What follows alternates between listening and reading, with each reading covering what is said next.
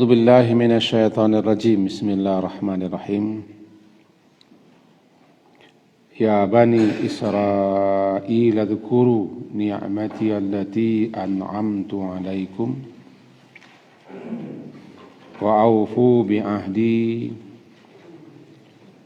أوفي بعهدكم وإياي فارهبون وآمنوا بما أنزلت مصدقا لما معكم ولا تكونوا أول كافر به ولا تشتروا بآياتي ثمنا قليلا وإياي فاتقون ولا تلبسوا الحق بالباطل وتكتموا الحق wa antum ta'lamun. Surat Al-Baqarah, surat yang kedua, ayat 40 sampai ayat 42. Kajian kita, kajian awak pada pertemuan yang telah berlalu, dapat kita ringkas. Setelah Nabi Adam dan istri beliau Hawa, termasuk iblis, disuruh keluar dari jannah, dari surga. Iblis diusir, Nabi Adam bukan diusir. Nabi Adam disuruh ke bumi, ke dunia. Memang Nabi Adam itu diciptakan untuk hidup di dunia, menjadi khalifah. Berbeda dengan iblis. Kemudian dalam ayat yang lalu, siapa saja yang mengikuti petunjuk yang Allah turunkan berupa kitab yang diturunkan Allah melalui Jibril kepada Nabi, kepada Rasul-Rasul, karena setiap Rasul yang Allah utus bersama mereka diturunkan kitab. Wa anzalna ma'ahumul kitab. Kami turunkan bersama mereka kitab untuk petunjuk. Sebab semua kitab-kitab yang Allah turunkan fungsi sama, sebagai petunjuk, sebagai tuntunan dan pedoman. Nah, siapa saja yang mengikuti petunjuk yang Allah turunkan kepada Rasul, maka fala khaufun alaihim wala hum yahzanun, ayat 38. Tidak ada ketakutan atas mereka dan tidak pula mereka itu yahzanun, bersedih hati di akhirat kelak. Ketakutan terhadap apa yang akan terjadi, terhadap apa yang akan dialami. Karena takut itu bukan kepada yang telah, tapi takut kepada apa yang akan. Berbeda dengan yahzanun, hazan, sedih. Banyak ulama memahami yahzanun itu sedih. Sedih terhadap apa yang akan ditinggalkan. Sebagaimana ucapan malaikat. Tatkala malaikat turun, di detik-detik saat-saat seseorang yang istiqamah akan wafat, akan meninggal. Allah takhafu wa la tahzanu wa bishiru bil jannah allati kuntum tu'adun. Kamu jangan takut. Takut terhadap apa yang akan kamu alami, apa yang akan kamu hadapi. Dan jangan sedih terhadap apa yang kamu tinggalkan di belakang, berupa anak cucu, keluarga, dan lain-lain yang akan kamu tinggalkan. Bergembiralah dengan surga. Nah, kalau di ayat yang kita baca kini, ayat 38, fala khaufun alaihim, maka tidak ada ketakutan atas mereka dan tidak pula mereka sedih. Ulama memahami seperti itu. Takut terhadap apa yang akan terjadi dan jangan sedih menghadapi apa yang telah berlalu. Atau kedua-duanya. Takut dan sedih menghadapi segala macam hal yang ditakutkan, yang disedihkan. Sebaliknya orang-orang yang kafir, walladzina kafaru, dan mendustakan ayat-ayat kami, mereka itu adalah penghuni neraka kekal di dalamnya. Rasanya tidak perlu kita panjang lebar lah penjelasannya, karena dah kita baca dalam pertemuan yang lalu. Kita masuk kepada ayat 40. Sedikit kita jelaskan. Nabi Muhammad sallallahu alaihi wasallam ketika beliau hijrah meninggalkan Makkah menuju Madinah setelah Allah beri izin, maka yang beliau hadapi di Madinah adalah di samping kaum Ansar, orang Madinah, penduduk Yathrib, dua suku terbesar mereka adalah Aus dan Khazraj. Juga di Madinah sudah lama bermukim kaum Yahudi. Ada 3 suku yang terkenal Yahudi yang tinggal di Madinah. Jauh sebelum kedatangan Nabi Muhammad, Yahudi sudah menempati Madinah. Bahkan mereka sudah membuat suatu perkampungan di Madinah. Yahudi Town. Kedua namanya apa? Chinatown. Yahudi Town. Perkampungan Yahudi. Mereka juga memiliki perkebunan-perkebunan. Bahkan ekonomi Madinah mereka yang mengendalikan. Model sekarang lah. Mereka menguasai ekonomi Madinah. Dan mereka lah yang menyebarkan sistem riba di Madinah. Yahudi itu, riba. Dan malah sebagian orang-orang Arab yang di Madinah mempercayakan pendidikan anak-anak mereka ke orang Yahudi. Karena mereka memandang Yahudi itu lebih hebat. Samalah dengan kita dulu menyekolahkan anak ke sekolah misi. Karena menganggap sekolah itu lebih bagus. Sekolah ini khususnya di Bukit Tinggi banyak sekolah-sekolah TK, SD, SMP, dan seterusnya yang telah dimasuki oleh anak-anak kita. Karena dulu kan era tahun 90-an bangga orang sekolah di situ. Terbayang dikit kan orang-orang Arab di Madinah, mereka merasa bangga menyerahkan pendidikan anak-anak mereka, pengasuhan anak mereka kepada orang Yahudi. Ya, karena jauh-jauh kita memandang itu. Lalu ketika Nabi hijrah ke Madinah, dengan masyarakat Yahudi itulah Nabi berhadapan di samping dengan orang Arab penduduk asli Madinah. Dan di Madinah juga hidup kaum munafikin, baik di kalangan penduduk Madinah asli ataupun daripada kalangan Yahudi. Yang kedua,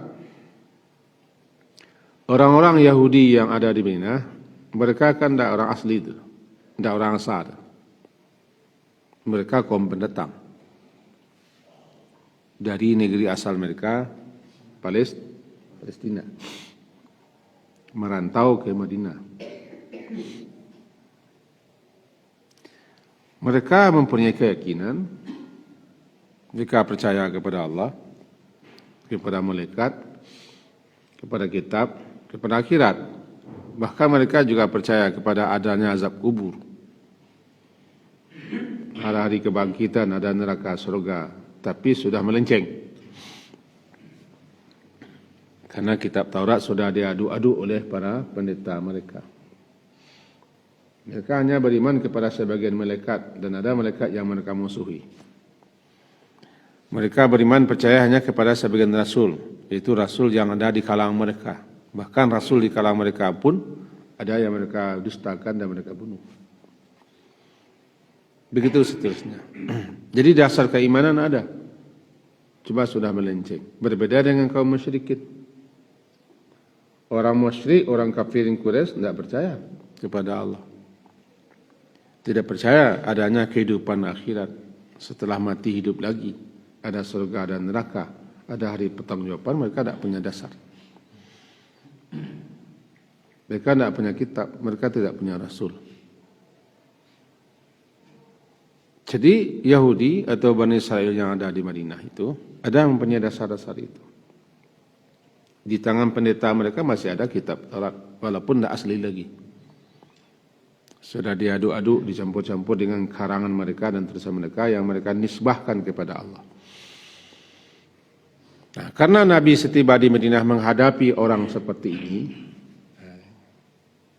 ingat, surat-surat yang turun di Makkah, populer disebut dengan Makkiyah, surat-suratnya mengarah kepada tauhid, kepada akidah, kepada keimanan, kepada kepercayaan.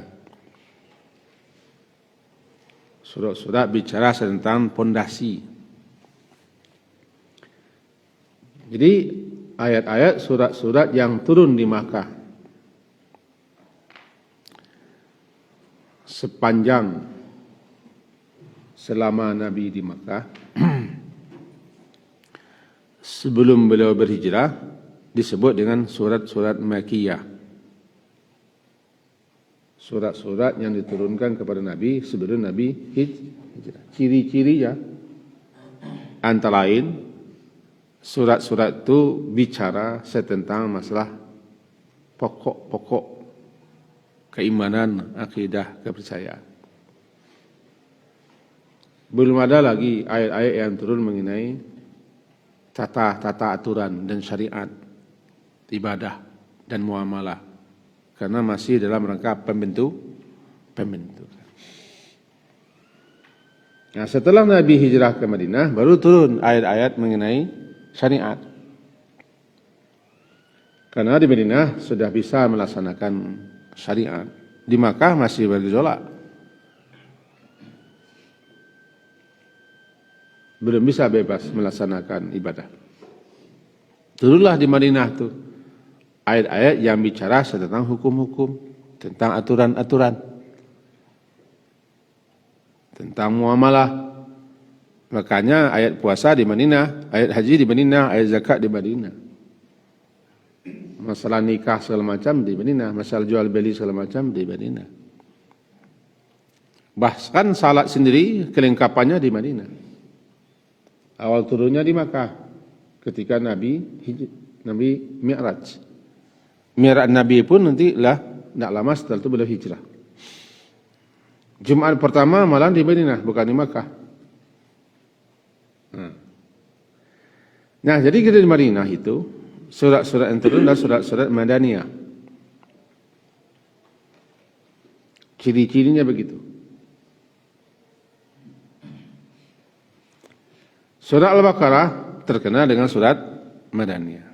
Berisi hukum-hukum, berisi aturan-aturan. Persoalan hidup.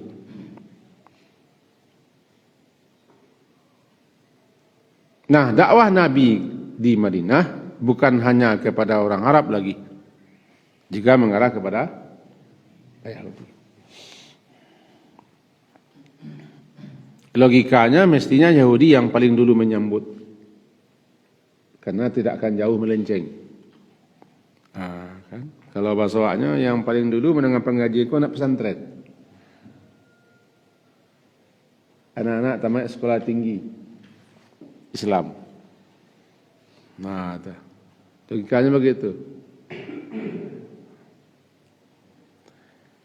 Nah, siapa Bani Israel? Apa beda Bani Israel dengan Yahudi? Nah, itulah. Kalau Bani anak-anak, Banun, Banin. Nah, Banun, Banin. Bukan ya Banu, ya Bani. Karena diawali dengan nida. Bani, anak-anak cucu. Israel, Israel. Israel itu adalah nama gelar yang diberikan, yang disandangkan kepada Nabi Yakub. Nabi Yakub cucu Nabi Ibrahim. Nah, kita ingatkan sedikit. Istri Nabi Ibrahim,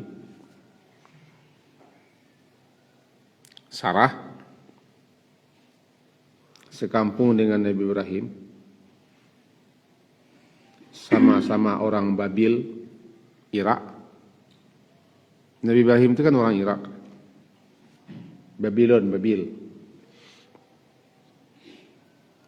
Karena beliau telah meninggalkan negeri Babil, lantaran beliau sudah diusir, dan beliau mengatakan hijrah. Maka Nabi Ibrahim meninggalkan negeri asalnya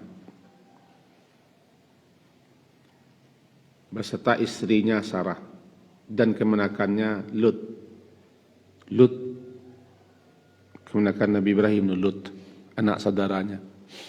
3 orang itu saja yang beriman di negeri. Ada yang berani mengatakan Nabi Ibrahim tidak berhasil dakwah. Ada yang berani bilang Nabi Ibrahim itu tidak pandai dakwah, sehingga tidak ada orang yang mengikuti beliau. Tidak berhasil. Karena jamaahnya tidak ramai, tidak seramai ustadznya undang di Jakarta yang gitu. Karena tidak berhasil dakwah bukan dari situ. Itu masalah hidayah, masalah keimanan. Kalau Nabi Nuh berdakwah sepanjang 950 tahun, yang beriman cuma 70-an. Gagal. Nabi Nuh juga punya anak, anaknya juga ada yang beliau juga punya istri. Apakah beliau gagal? Nah, siapa yang mengatakan gagal?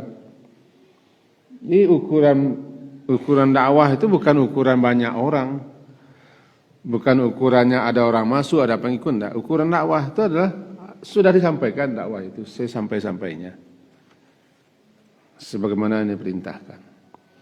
Masalah hidayah itu tidak urusan tukang sampai. Berhasil berdakwah orang kau, berhasil banyak orang datang. Kan panitia sekarang kalau mengumpulkan orang banyak, dia nggak berhasil, hebat bang, berhasil banyak orang datang. Aku kamu pergi. Nabi Ibrahim meninggalkan negerinya 3 orang. Inni muhajirun ila Rabbi, saya akan berhijrah kepada Tuhanku. Maka ikut sertalah Lut. Lut itu anak saudara Nabi Ibrahim. Nabi Ibrahim itu paman Nabi Lut. Dan Lut nanti Allah utus di Sodom, negeri Sodom, untuk menjadi Rasul. Sementara Nabi Ibrahim tinggal di Palestina. Kalau kaji-kaji beliau orang pendatang ke Palestina, Nabi Ibrahim. Beliau tidak orang asal. Kalau kaji-kaji orang asal. Tapi sebenarnya kita tidak ada orang asal. Pendatang misalnya Allahnya. Di Palestina beliau dari istri beliau Sarah, kemudian terus mengembara ke Mesir.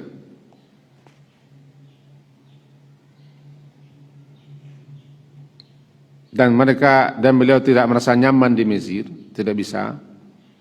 Apalagi rajanya pantang mencari perusi tercela. Nah, Sarah kan termasuk perempuan tercantik di zamannya, di eranya.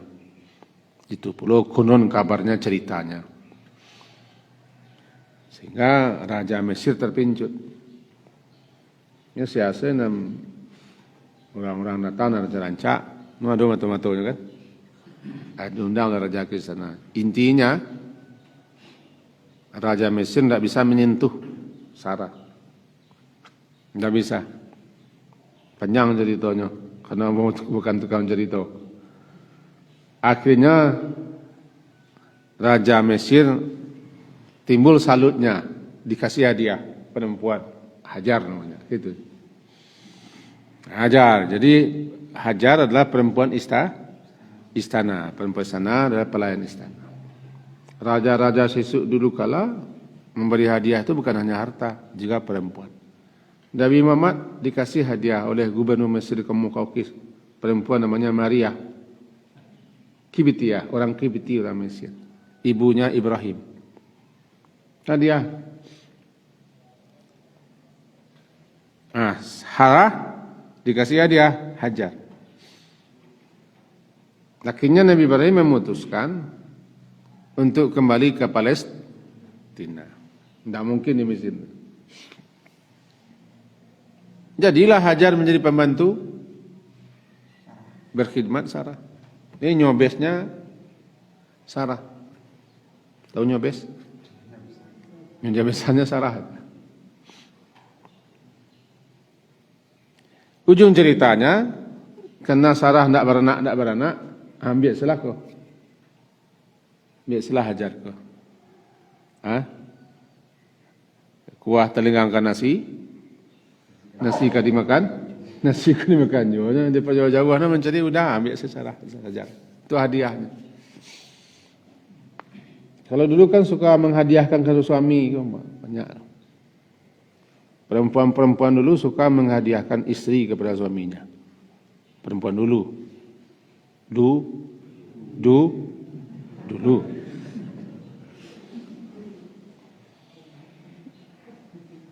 Nabi Yakub kan dihadiahkan pula oleh istri-istrinya. 2 orang. Istri Nabi Yakub yang terkena sampai. Dapat hadiah lah.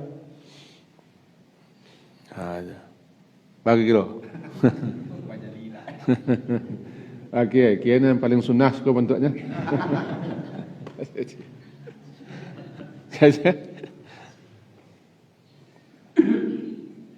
Akhirnya kawin. Latar belakang Nabi Ibrahim kawin dengan Hajar jelas. Sarah yang menyuruh. Karena tidak beranak, keturunan. Nah, beranak. Dan ujung ceritanya, Hajar diantar ke Makkah. Panjang pulang kisahnya, sebab kronologinya kenapa Hajar pindah ke Makkah. Hebatnya Hajar dulu kan musyrik. Hajar itu musyrik. Tapi setelah bergaul dengan Sarah, kagum dia kepada Sarah, kepada induk semangnya, akhirnya dia masuk kepada ajaran Nabi Ibrahim. Dikawini Ibrahim, beranak Ismail, dibawa ke Makkah. Ditinggalkan situ, hebat Hajar. Hebatnya luar biasa, ditinggalkan di negeri yang tidak bertuan. Ini perintah Tuhanmu kah? Ya, tinggal dia di situ. Kemudian kembali Nabi Ibrahim ke Palestina. Tidak lama kemudian tiba pula kabar berita dari malaikat yang singgah ke tempat Nabi Ibrahim dalam perjalanan mereka ke negeri Lut. Singgahnya malaikat ke sana memberi kabar gembira bahwa Sarah akan beranak. Singgah mampir. Kemudian malaikat yang sudah ngasih kabar gembira itu langsung melanjutkan perjalanan ke negeri Lut untuk membalikkan negeri Lut seperti membalikkan martabak.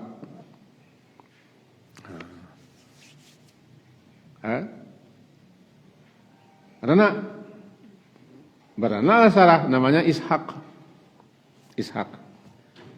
Nama nantu Ismail dan Ishak? Itu Ismail. Kemudian Ishak beranak pula. Salah satu anaknya Yakub. Maka jadilah Yakub cucu Nabi Ibrahim. Yakub punya istri 4.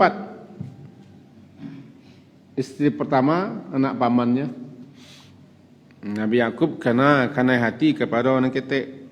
Tapi pamannya mengatakan, tak bisa yang ketek, kadang dulu. Hai, kau hebatlah. Tak bisa yang ketek yang pabini, kadang kau je. Setelah itu, mengabalo kami yang melihat lah. Kau berkait yang ketek. Yang ketek kan ibunya Nabi Yusuf. Masing-masing istri Nabi Yakub itu mempunyai pembantu.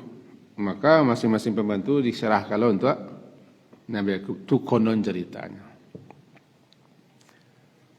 Perlu ditak dari orang nasi, encak lah. Halo.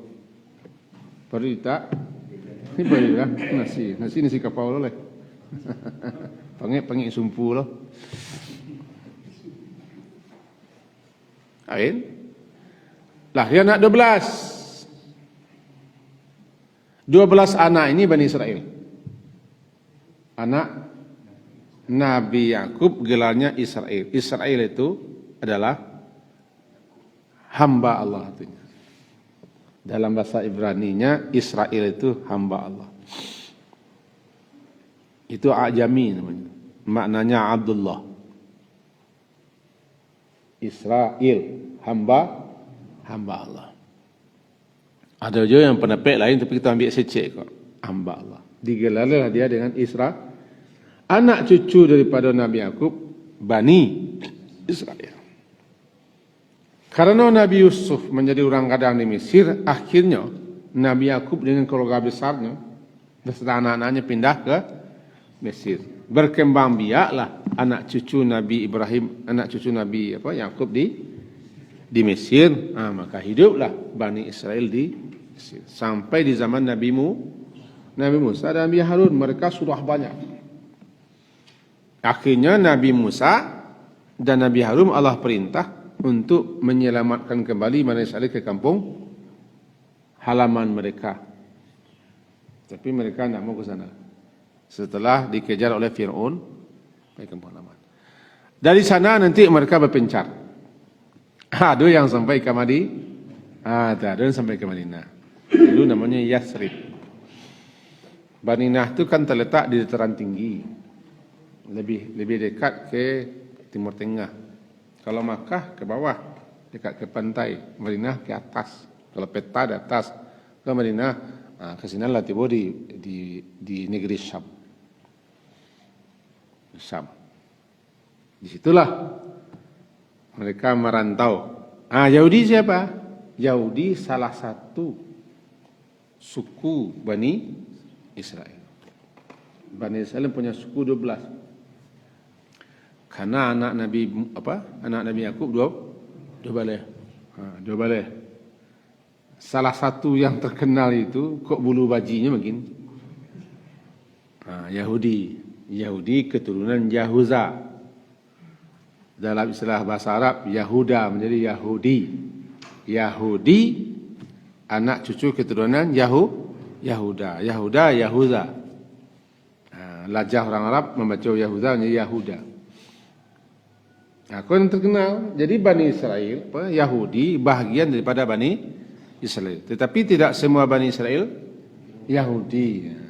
Kadang-kadang Yahudi itu dibaca juga Bani Israel. Aku nyayat, ya Bani. Kalau kita jepit cerita seketik supaya bertalinya. Apa mengkau ya Bani Israel? Ayat kolai. Nabi Muhammad itu di Madinah berhadapan dengan Bani Israel. Di samping dengan orang Arab, Bani Israel. Dan beliau bertetangga dengan Yahudi. Ada 3 suku besar di Yahudi. Dan mereka kok mempunyai peranan kuat di Madinah. Mengendalikan ekonomi Madinah. Pengaruhnya besar di Madinah. Bahkan mereka lah yang selalu mengadu-adu. Sudah 2 suku besar orang Madinah, Aus dan Khazraj untuk terus bercakap. Itulah prinsipnya. Sampai kini. Adu-adu orang. Dan dia adu muhlah. Datang Nabi Muhammad. Taktik dakwah Nabi Muhammad diajarkan harus dihadapi orang dulu. Dakwahlah. Setelah diingatkan asal muasal kejadian kita manusia, asal nenek moyang kita, dan dari mana nenek moyang kita berasal, terus dikirim ke bumi, kau tugas di bumi, lalu diingatkan, misi kita ke dunia. Diajaklah masyarakat manusia untuk beribadah kepada Allah. Di Madinah, Nabi menjalankan itu. Beliau berdakwah kepada orang Arab, juga berdakwah kepada Yahudi. Di samping orang munafik. Siapa munafik? Di Madinah adalah orang munafik. Orang munafik adalah orang yang tempi, orang yang talinteh. Sebab di Madinah dulu sebelum Nabi hijrah ke situ ada orang-orang yang ditokohkan. Salah satu yang ditokohkan adalah Abdullah bin Ubay. Ditokohkan, kemudian digadang-gadangkan untuk menjadi pemimpin di Madinah. Ketika Nabi hijrah ke Madinah, rupanya agak pudar ketokohannya. Agak terkalamnya seketik. Tapi melawan tidak bisa. Karena orang banyak masuk Islam mengikut Nabi Muhammad. Agak terkalam, agak terimpi, agak terkalang. Jadilahnya munafik. Melawan mana nak bisa, mengikuti tidak loh. Jadi munafik. Kemudian di antara orang Yahudi juga ada munafik. Jadi kaum munafik di Madinah ada dua. Munafik kaum orang Arab dan munafik orang Yahudi. Kini masuk, ya Bani Israel. Wahai Bani Israel. Uzkuru ni'mati. Ingatlah olehmu semua, ai Bani Israel, ni'mati, ni'matku. Allati an'amtu alaikum. Allati yang telah an'amtu, aku beri nikmat. An'amtu, memberi nikmat tu aku, alaikum, atas kamu. Bani Israel nama Bani Israel moyang mereka yang telah Allah anugerahi berbagai macam nikmat yang sangat banyak.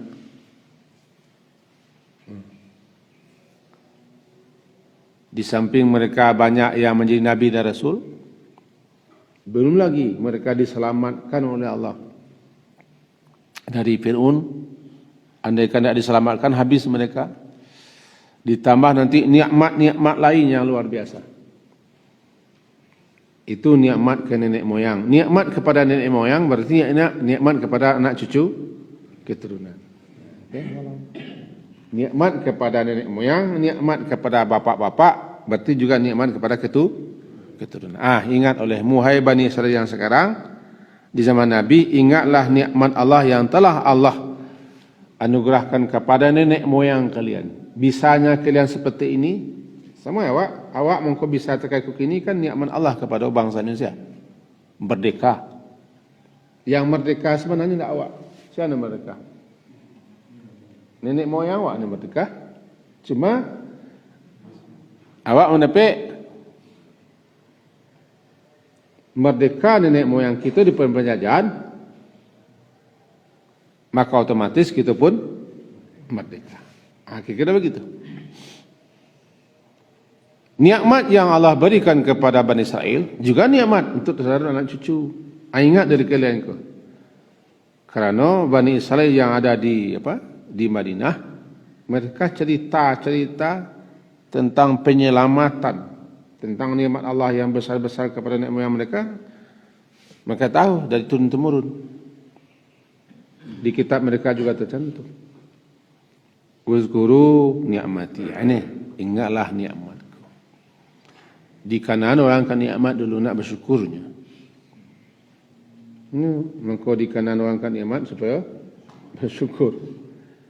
Bersyukur. Uzkuru nikmat. Termasuk nikmat Rasul, nikmat Nabi, nikmat diutus nikmat diturunkan kepada mereka kitab suci yang telah an'amtu, yang telah memberi nikmat aku atasmu.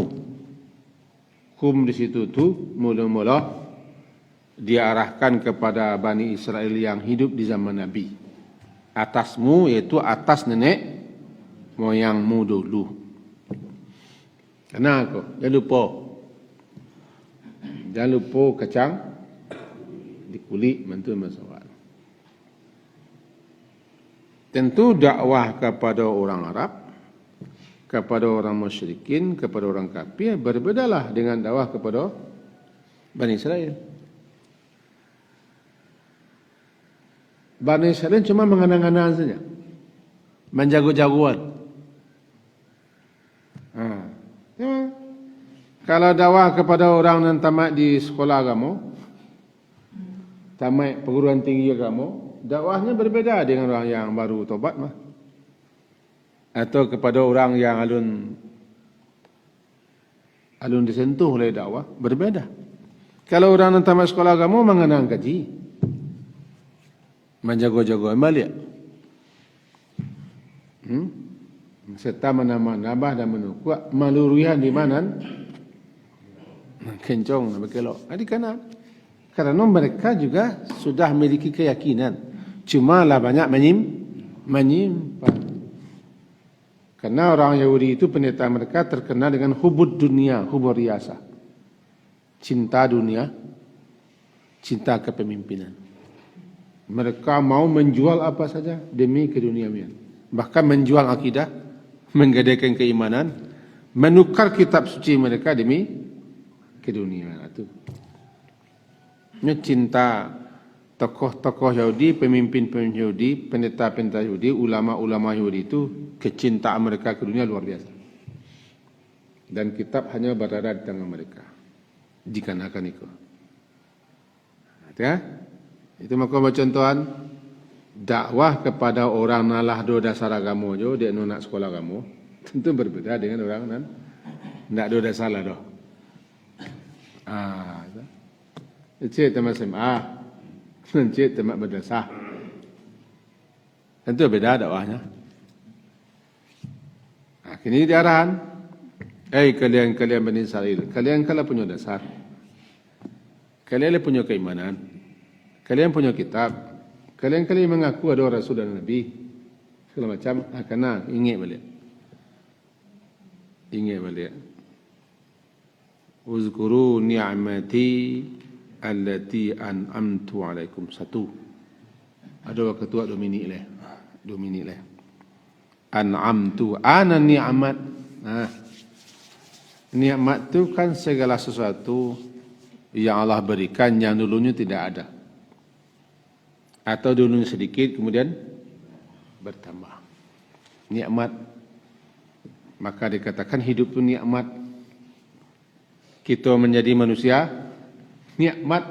Menjadi manusia kita nikmat. Hidup nikmat. Dan setiap hari kita bergelimang nikmat. Sehingga nikmat Allah tidak mampu kita itu. Lawan nikmat, nikmah. Itu kasih ainnya dengan kaf. Ni'mah tukar menjadi nikmah.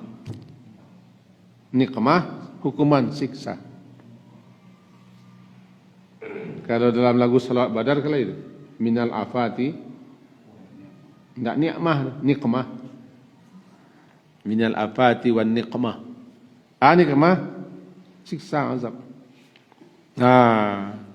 Dalam doanya wa fujaati nikmatika. Datang sekonyong-konyong siksamu. Kami berlindung. Nikmat Allah tanggung banyaknya lah tahu gitu, luar biasa. La tuhsuha, kamu tak akan bisa menghitung. Karena begitu banyak. Ada nikmat-nikmat besar. Anak disuruh siko mengana tidak semua nikmat besar. Kepada kamu agar kamu sadar. Agar kamu bersyukur. Semua nikmat itu adalah karunia Allah untuk disyukuri.